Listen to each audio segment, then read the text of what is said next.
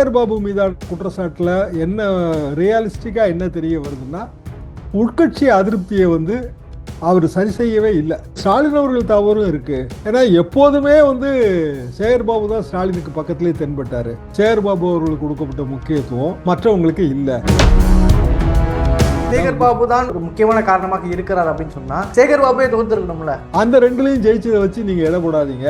அந்த ரெண்டுமே கூட தோத்திருக்க வேண்டிய தொகுதி தாங்கன்னு தான் சொல்றாங்க. அதாவது திமுக மிகப்பெரிய அளவுக்கு சவுக்கை எடுத்து நாட்டை எடுத்து தனது ஆர்கனைசேஷனை சரி செய்ய வேண்டிய ஒரு கட்டாயத்தில் இருக்குது. மெரிபா பன்னீர் சோடா, ஐ ட்ரஸ்ட் மெரிபா. என்னன்னா பாலிடிக்ஸை ரொம்ப கடினமா அவங்க பார்க்கல. அந்த தலைமுறை இல்லை அவங்க. அப்போ மாறுதல் வேணும்.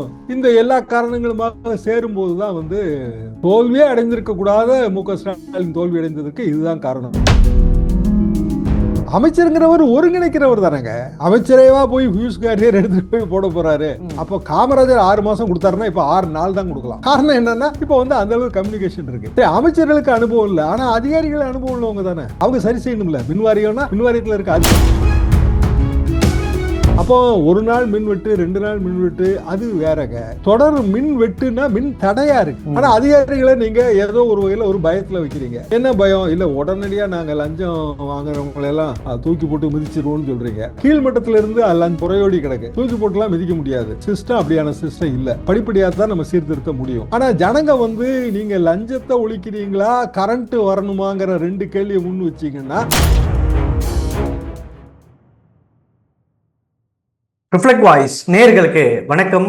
இன்றைய சிறப்பு நேர்காணலில் நாம் சந்திக்க இருக்கின்ற சிறப்பு விருந்தினர் மூத்த பத்திரிகையாளர் தராசு ஷாம் அவர்களை வரவேற்று நிகழ்ச்சிக்குள் சொல்வோம். சார் வணக்கம். வணக்கம். 2026 தேர்தலுடைய முடிவுகள் வந்ததற்கு பிறகு திமுக தன்னுடைய கோட்டையாக வச்சிருக்கக்கூடிய சென்னையில் முதலமைச்சர் உள்ளிட்ட பலருமே தோல்வி அடைந்தாங்க. இதுவரை சென்னையில் ஏன்னா தமிழ்நாட்டுடைய ஆட்சி அமைப்பதற்கு முன்பே உள்ளாட்சிகளை கைப்பற்றிய வரலாறு திமுகவுக்கு உண்டு. சென்னையை பொறுத்தவரையில் அப்பேற்பட்ட சென்னையில் இவ்வளோ பெரிய தோல்விக்கு ஒரு 36 பேர் கொண்ட வல்லுநர் குழுவெல்லாம் வச்சு ஒரு அறிக்கை சமர்ப்பிக்கப்பட்டதெல்லாம் வருது. சென்னையுடைய தோல்வி காரணம் சேகர்பாபு தான் அப்படின்ற மாதிரி பேசப்பட்டதா அதில் வந்திருக்கதா சில செய்திகள் கசிவிடப்படுறதா பார்க்க முடியுது. சென்னையுடைய தோல்விக்கு என்ன காரணம்? அந்த குழுவுடைய அறிக்கை என்னவாக இருக்குன்னு நம்ம புரிஞ்சுக்கலாம். சென்னையின் தோல்விக்கு பல காரணங்கள்ங்க. அர்பன் அபேத்தின்னு சொல்லுவாங்க. அதாவது நகர்ப்புற வாக்காளர்களின் அதிருப்தி, அது ரொம்ப முக்கியமான காரணம். அதாவது சென்னை மாதிரியான ரொம்ப பெருநகரத்தில் பல பிரச்சனைகள் இருக்கும். அதை சரியாக அட்ரஸ் பண்ணலைங்கிறதா உண்மையான குறைபாடு. மேலெழுந்த வாரியாக சில இடங்கள் பளபளப்பாக இருக்கும். இப்போ குளத்தூர் தொகுதின்னு எடுத்திங்கன்னா முன்னாள் முதலமைச்சர் ஸ்டாலின் போட்டி போட்ட தொகுதி. அங்கே அவர் தோற்றுருக்க கூடாது. ஆனால் குளத்தூரில் இப்போ என்ன சொல்கிறாங்கன்னா மேலெழுந்த வாரியாக பளபளப்பு இருந்ததுங்க. ஆனால் இன்டீரியர் ஏரியாலெல்லாம் நிறைய பிரச்சனை. நகராட்சி நிர்வாகம் பெரிய பிரச்சனை. அதாவது மாநகராட்சியோட நிர்வாகம், குடிநீர் பெரிய பிரச்சனை, சாலை பராமரிப்பு சுத்தம் மோசம். இது பெரும்பாலும் இது சொல்றாங்க. இப்போ அதாவது குளத்தூர் மாதிரியான தொகுதியில திமுகவுக்கு இயல்பாக வாக்கு விழ வேண்டிய இஸ்லாமிய வார்டுகள்ல வாக்கு விழல. ஒன்று, திமுகவுக்கு இயல்பாக வாக்கு விழ வேண்டிய முதலியார் சமூகத்தினர் பெரிதும் வாழ்கின்ற வார்டுகள்ல திமுகவுக்கு வாக்கு விழல. திமுகவுக்கு வாக்கு விழாதோன்னு நினைத்த பிராமண சமுதாயத்தினர் வாழ்கிற வார்டுகள்ல வாக்கு விழுந்திருக்கு. இதெல்லாம் மைக்ரோ அனாலிசிஸ்ல அவங்க சொல்றாங்க. பெரும்பாலும் சேகர்பாபு மீதான குற்றச்சாட்டுல என்ன ரியலிஸ்டிக்கா என்ன தெரிய வருதுன்னா, உட்கட்சி அதிருப்தியை அவர் சரி செய்யவே இல்லை. தனக்கென்று அவர் ஒரு தனியான ஒரு அணியை உருவாக்குனாரு. அந்த அணி பெரும்பாலும் சரியா வேலை பார்க்கல. இல்ல அவங்களுக்கு அந்த குளத்தூர் தொகுதியில பெரிய அளவுக்கான ஆர்வம் இல்லை. உதாரணமாக அவர் குளத்தூர் தொகுதி பொறுப்பாளர்களாக போட்டவங்க யாருமே குளத்தூரை சேர்ந்தவங்க கிடையாது. அவங்களுக்கு தொகுதிக்குள்ள இருக்கிற இந்த அதிருப்திகளே தெரியவே வரல. சேகர்பாபுவோட மைக்ரோ மேனேஜ்மெண்ட் ஃபெயிலியர். அது போக அவர் தனக்கு வேண்டிய ஒரு அணியை முதல்ல இருந்தே ப்ரொமோட் பண்ணிட்டே இருந்தாரு. ஸ்டாலின் அவர்கள் தவறும் இருக்கு. ஏன்னா எப்போதுமே சேகர்பாபு தான் ஸ்டாலினுக்கு பக்கத்திலே தென்பட்டாரு. எந்த புகைப்படமா இருந்தாலும், எந்த நிகழ்ச்சியா இருந்தாலும், குளத்தூர் தொகுதி நிகழ்ச்சியா இருந்தாலும் சரிதான், வேற தொகுதிகள் நிகழ்ச்சியா இருந்தாலும் சரிதான், குளத்தூர் மட்டும் இல்லாம சென்னையோட இந்த 16 தொகுதிகளில் எந்த நிகழ்ச்சி நடந்தாலும் அவர் தான் பிரதானமா இருந்தாரு. பெரும்பாலும் அதை பிற தலைவர்கள் அப்படியான பிரதானப்படுத்த மாட்டாங்க. எடுத்துக்காட்டாக கலைஞர். எல்லாரும் யாரு தன் பக்கத்துல நிக்கிறாங்கிறத ஒரு உணர்வோட அவங்க பார்ப்பாங்க, ஜாக்கிரதையாவே பார்ப்பாங்க. ஏன்னா அது புகைப்படங்கள் தான். இப்போ வீடியோ காலகட்டம். அப்போ சென்னை மாநகராட்சியில மேயர் பிரியாவுக்கு கொடுக்கப்பட்ட முக்கியத்துவம், சேகர்பாபு அவர்களுக்கு கொடுக்கப்பட்ட முக்கியத்துவம் மற்றவங்களுக்கு இல்லை. இது ஸ்டாலினை அணுகி இல்லை திமுகவோட தலைமையை அணுகி கருத்துக்களை சொல்றதுக்கு ஒரு அசௌகரியத்தை ஏற்படுத்துச்சு. அது போக தைரியமும் வரல. இப்போ பெண்கள் கான்ஃபரன்ஸ் நடக்குது, திமுக மகளிர் மாநாடு. துரைமுருகன் என்னதான் இருந்தாலும் பொதுச் செயலாளர், சீனியர் லீடர், அவர் போறாரு. ஆனா அவரை வரவேற்க கூட அங்க ஆள் இல்லை. தேர்தலுக்கு பின்பு அவர் அப்படியே ரிட்டர்ன் ஆகிறாரு. அவருக்கு பொறுப்பு கொடுக்க வேண்டாம், அவருக்கு முக்கியத்துவம் கொடுக்க வேண்டாம், ஆனா வரவேற்று கூட்டிட்டு போகணுமே, அவர் பொதுச் செயலராச்சு. மேடையில கூட இடம் கொடுக்க வேண்டாம், முன் வரிசையில் இடம் கொடுத்தானே ஆகணும். இந்த மாதிரியான ஒரு ஒரு அப்பேத்தி, அதாவது அப்பேத்தின்னா அதிருப்தி. இந்த அதிருப்தி வந்து கீழ்மட்டத்துல தேர்தலுக்கு முன்பே இருந்தது, தேர்தலுக்கு பின்பும் இருக்குது. இன்னமும் அதெல்லாம் வந்து சீராகவே இல்லை. இதுதான் நிலவரம். அப்படின்னா சென்னை மாநகராட்சி தேர்தல் வரும்போது குறிப்பாக வந்து மேயர் நேரடியாக மக்களால் ஓட்டு போட்டு தேர்ந்தெடுக்கிற ஒரு நிலை வந்தால் திமுக வேட்பாளர் ஜெயிப்பது ரொம்ப கடினம். மின்வெட்டு பிரச்சனை மட்டுமே திமுக வேட்பாளர் ஜெயிப்பதற்கு போதுமானதுன்னு நினைச்சாங்கன்னா அது தவறு. அது போதுமானது அல்ல. சேகர்பாபு அவர்கள், முன்னாள் முதலமைச்சர் ஸ்டாலின் அவர்கள் முதலமைச்சராக இருந்தபோது ஒரு காலையிலிருந்து மாலை வரைக்கும், இரவு வரைக்கும் எப்போதுமே முதலமைச்சர் வீட்டில் இருந்தது, முதலமைச்சர் அலுவலகத்தில் இருந்தது, வேற யாரையுமே பார்க்க விடாம அடிச்சது. இன்னும் சொல்ல போனால் அவரோட வேட்பாளர் தேர்வு, நான் ஜெயிச்சு காட்டுறேன்னு சொல்லி அவர் வாக்குறுதி கொடுத்து தான் நிறைய வேட்பாளர்களை தேர்வு செய்தாரு. நிறைய பழைய வேட்பாளர்கள் எல்லாம் ஓரம் கட்டினாரு. ஆனா எல்லாமே ஃபெயிலியருங்க. இன்னும் குறிப்பாக சொல்ல போனால் இஸ்லாமிய வாக்காளர்கள் நிறைந்த வார்டுகள். கொளத்தூர் தொகுதியில ஸ்டாலினுக்கு ஆதரவா ஓட்டு விழல. ஆனா திருவல்லிக்கேணியில உதயநிதிக்கு ஆதரவா ஓட்டா மாறி இருக்கு. துறைமுகம் தொகுதியில சேகர்பாபுக்கு ஆதரவா ஓட்டா மாறி இருக்கு. அது கைவிட்டு 16 தொகுதியிலுமே வந்து திமுக வந்து தோல்வியை சந்தித்திருக்கும். சேகர்பாபு தான் சென்னையினுடைய தோல்விக்கு முக்கியமான காரணமாக அல்லது ஒரு முக்கியமான காரணமாக இருக்கிறார் அப்படின்னு சொன்னா சேகர்பாபுவே தோத்துருக்கணும்ல. அந்த இடத்துல அவங்க என்ன சொல்றாங்கன்னா, அவரோட தொகுதி துறைமுகம் தொகுதியில அது ரொம்ப சின்ன தொகுதிங்க, குறைந்த ஓட்டு தான் மொத்தமே வாக்காளர்கள் எண்ணிக்கை. அதுல வந்து வெற்றி பெறுவதுங்கிறது கொஞ்சம் எளிது. அதுல இஸ்லாமிய வாக்காளர்கள் அவரை திமுகவை கைவிடல, அதுதான் முக்கிய காரணம். அதே மாதிரியான ஒரு அமைப்பு உள்ளதுதான் திருவல்லிக்கேணி தொகுதியும், ரொம்ப சின்ன தொகுதி. அந்த ரெண்டுலையும் ஜெயிச்சதை வச்சு நீங்க இட போடாதீங்க, அந்த ரெண்டுமே கூட தோத்திருக்க வேண்டிய தொகுதி தாங்கன்னு தான் சொல்றாங்க. அதாவது திமுக மிகப்பெரிய அளவுக்கு சவுக்கை எடுத்து, சாட்டையை எடுத்து தனது ஆர்கனைசேஷனை சரி செய்ய வேண்டிய ஒரு கட்டாயத்தில் இருக்குது. வெறுமனே வந்து ரீல்ஸ் மோகம், அப்புறம் சோசியல் மீடியா இன்ஃப்ளூயன்ஸ்ல தாவேக்கா ஜெயிச்சிருச்சு, அது அப்படியான ஒரு அப்படி சொல்றதே தவறுன்றாங்க. மக்கள் வந்து குறிப்பாக ஒரு 40 வயதுக்கு கீழே இருக்கிறவங்க பெரிய அளவுக்கு மாறுதலை விரும்பி இருக்கிறாங்க. சரி, கொளத்தூர்ல வந்து ஸ்டாலினை எதிர்த்து போட்டி போட்டு ஜெயிச்சவர் யாரு? அவர் பழைய அதிமுக தாங்க. அவரை யாரு வெளியில் அனுப்புனா? இதே சேகர்பாபு தான். அவர் நல்லவரா, அவர் ஸ்டாலினுக்கு நிகரானவரானா இல்லவே இல்லை. அது இப்ப எல்லாரும் சொல்லத்தான் செய்யறாங்க. ஆனாலும் ஏன் வந்து அந்த வெறுப்புல வந்து ஜனங்க ஓட்டு போட்டாங்க?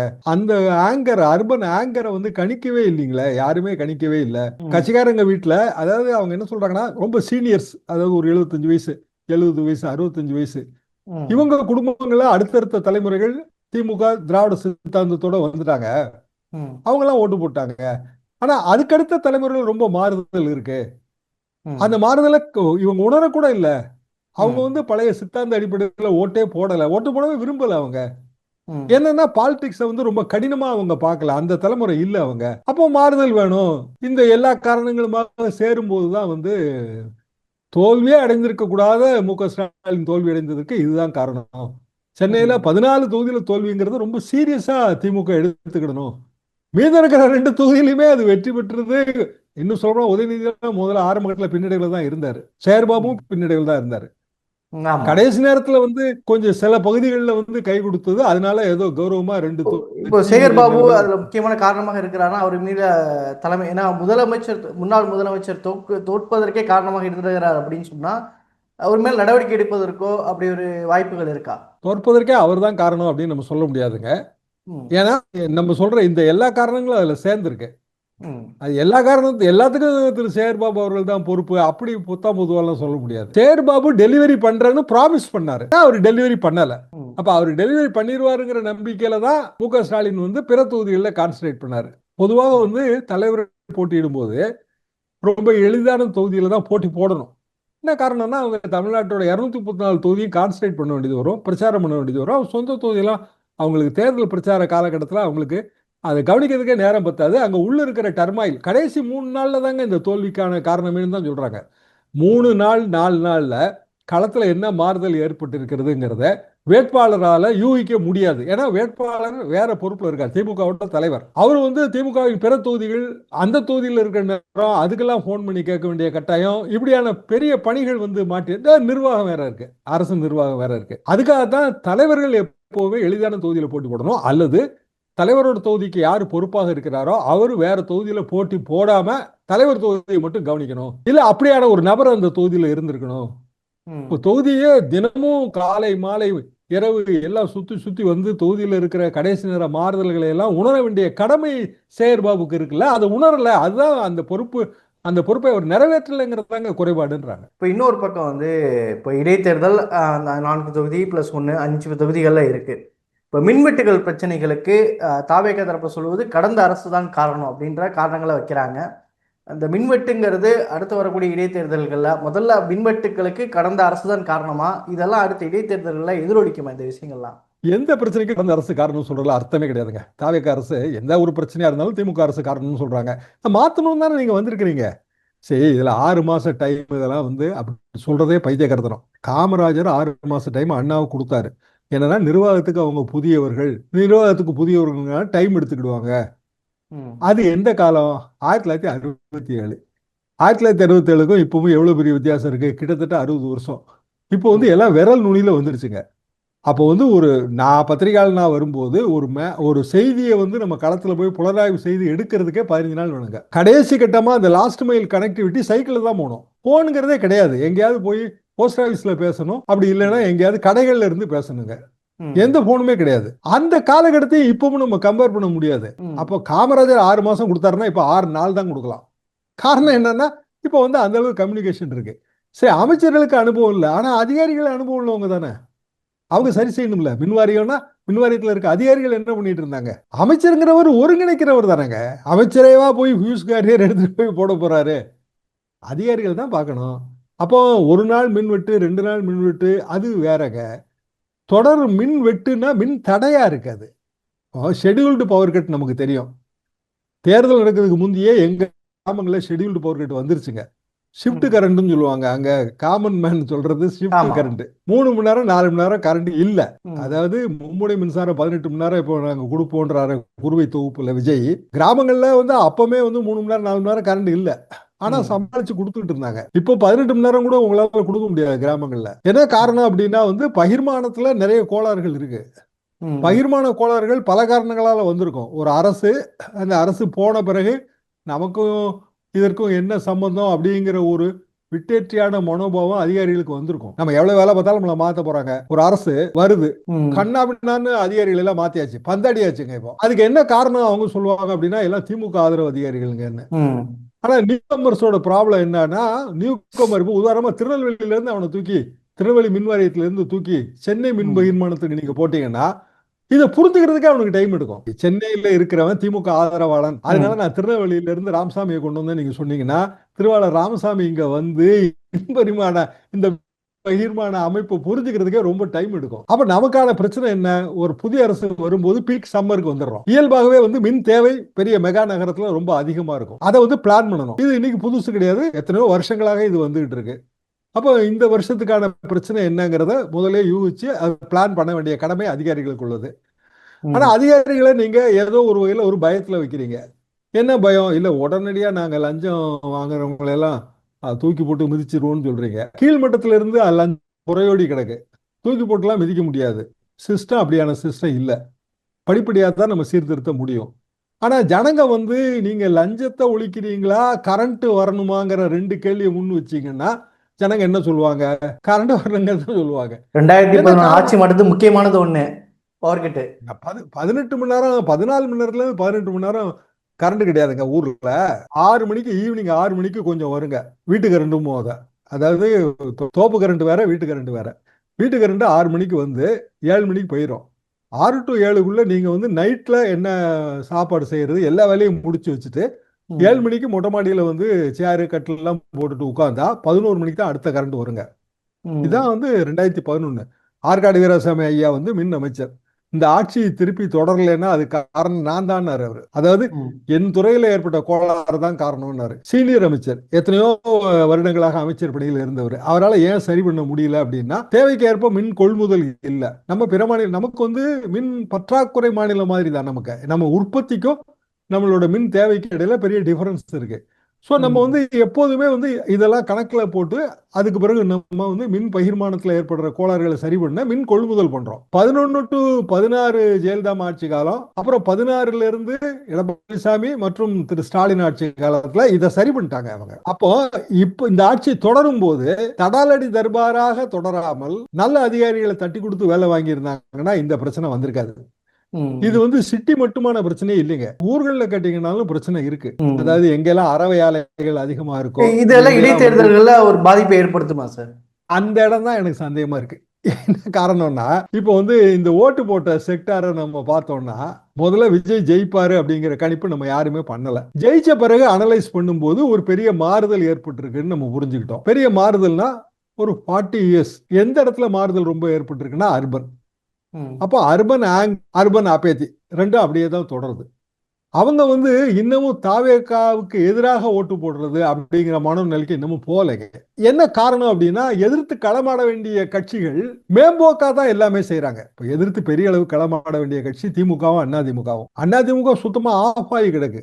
அது படுபயங்கர மின்வெட்டுல இருக்குங்க அதிமுக. அங்க உண்மை லைட்டே எரிய மாட்டேங்குது. இருக்கிற லைட்டு எரியிற லைட்டு யாரோ புடிங்கிட்டு போயிடுறாங்க இல்லையா? நம்மளே பாக்குறோம். தொடர்ந்து வந்து அதிமுக இருந்து வெளியில போறவங்களோட எண்ணிக்கை அதிகமாக இருக்கு. அப்போ பெரிய அளவுக்கு தாவேகாவுக்கு எதிராக அரசியல் ரீதியாக அடுத்தடுத்த நகர்வுகளை செய்யற கட்சி, ரெண்டு கட்சியுமே பல்வேறு காரணங்களால அது செய்ய முடியாம தான் இருக்கு. திமுக வந்து ஸ்டாலின் அவர்கள் மற்றவங்க எல்லாம் முரசொலி பத்திரிகை இதெல்லாம் செய்திகளை சொல்றாங்க.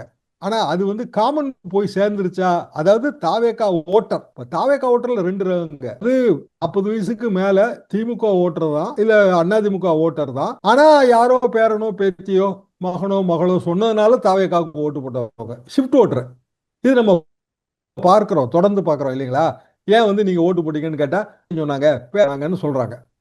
இவங்க மனசைத்தான் நீங்க இப்ப மாத்த முடியும். அந்த பையன் மனச பேர மனச மாத்த முடியுமானா மாத்த முடியாதுங்க.